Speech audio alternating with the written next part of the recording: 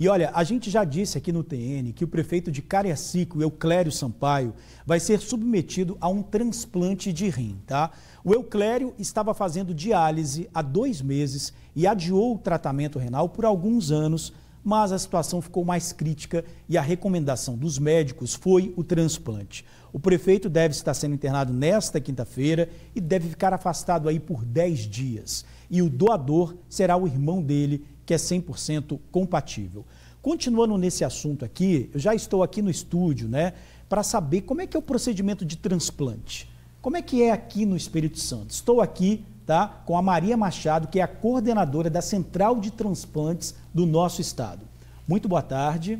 Boa tarde, é um prazer estar aqui com vocês para falar um pouco, né, sobre a importância da doação e do transplante aqui no nosso estado. Eu queria começar perguntando para a senhora sobre essa ação conjunta, né? Isso é assim, existe uma coordenação ou isso é feito na hora, por exemplo, com as polícias? Existe uma ordem de emergência, vamos dizer assim?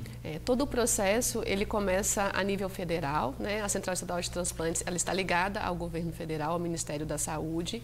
Então, a Secretaria Estadual de Saúde, hoje, ela é responsável por essa logística junto a todos os órgãos, né, que são responsáveis em fazer com que esse órgão chegue até o receptor. Então, nesse caso que nós tivemos, né, na última doação aí, nós tivemos a Força Aérea Brasileira, tivemos a Polícia Rodoviária, né, Federal, tivemos também a Guarda Municipal e também, né, os veículos da Secretaria Estadual de Saúde, que é essa ambulância, né, que o pessoal coloca, mas não é uma ambulância, é um veículo caracterizado que faz todo o transporte da equipe e dos órgãos aqui dentro do nosso estado. Então, toda vez que vê aquele veículo ali, tem uma equipe de captação ali dentro e um órgão tentando chegar em algum destino. Agora, curiosidade, é um processo assim muito articulado, porque a gente sabe que a doação de órgão tem que ser rápido, né? Como é que é esse processo para movimentar tanta gente assim? É um processo bem minucioso, né?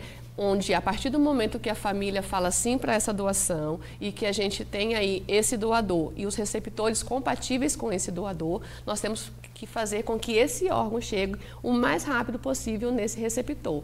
Então, o coração, por exemplo, a gente tem um tempo de isquemia entre o início da cirurgia de captação e o transplante de 4 horas. Então, esse órgão saiu daqui e foi, né, para o destino dele, que foi São Paulo, em 4 horas. Isso tem que acontecer. O fígado, a gente tem um tempo de 12 a 24 horas. A gente trabalha com um tempo de 12 horas de isquemia e o rim de 24 horas. Então, é uma correria mesmo contra o tempo. E tudo muito bem articulado, né? Agora, falando do caso do prefeito Euclério Sampaio, não entrando no caso dele, que eu sei que a senhora não pode falar sobre isso, na questão de um rim, por exemplo, o transporte, na verdade não é nem transporte, né?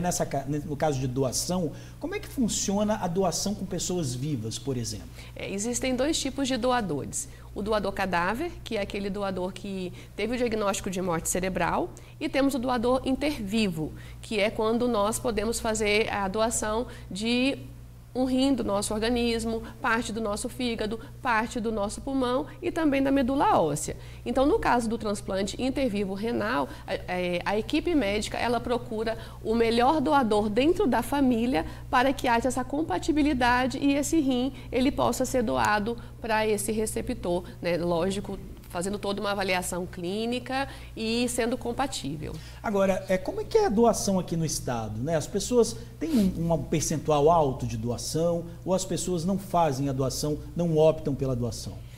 Infelizmente, né, os nossos números ainda são números que trazem uma preocupação. O Espírito Santo ele fechou 2024 com 46% de recusa familiar, ou seja, dessas famílias que foram entrevistadas, né, 46% delas disseram não para a doação. Mas a família diz não, e se a pessoa disser sim, tem que ter o aval da família ainda? No caso da doação, né, doador cadáver, né, o doador diagnosticado com morte cerebral, quem tem a decisão é a família. Mesmo se a pessoa se declarar doadora? Mesmo se em vida você declarar para sua família que você é um doador, no momento da entrevista familiar, é ela que vai autorizar a doação de seus órgãos. E acontece o caso, por exemplo, de eu ser doador, declarar ser e lá no final a família não deixa. Acontece isso? Já tivemos alguns casos, né, que foi externado, que sabia do desejo, mas naquele momento a família não se sentia confortável de fazer a doação e pode acontecer sim da família não autorizar, mesmo sabendo do seu desejo. Quais são os caminhos, né, para uma pessoa que quer doar? O que ela tem que fazer após a morte, né? Hoje nós temos aí as manifestações que a gente fala, né?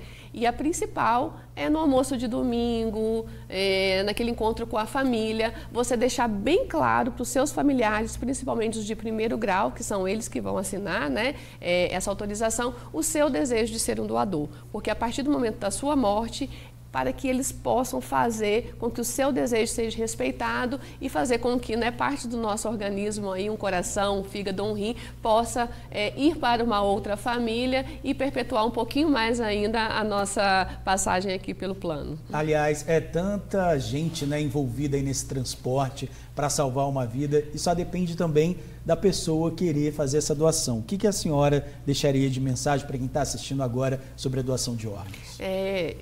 Eu queria dizer, né, mais uma vez, deixar aqui claro para minha família que eu sou doadora de órgãos e, por favor, respeitem o meu desejo no momento da minha morte, porque eu não quero ser um ponto final, eu quero ser somente uma vírgula, né? Eu quero continuar em outras famílias, eu quero dar esperança para outras famílias. E a doação é isso, não adianta nós termos aí a melhor tecnologia, o melhor hospital, a melhor equipe, porque eu só vou conseguir fazer um transplante se eu tiver o sim dessa família e esses órgãos puderem ser realocados em outras famílias para que essas pessoas possam ter uma condição de vida melhor. Olha, que entrevista maravilhosa. Maria Machado, coordenadora da Central de Transplantes aqui no estado, esclarecendo, né, como é que é feito esse transporte, como você faz para se declarar um doador. Muito obrigado pela sua entrevista. Eu que agradeço a oportunidade de falar sobre esse tema. Obrigado.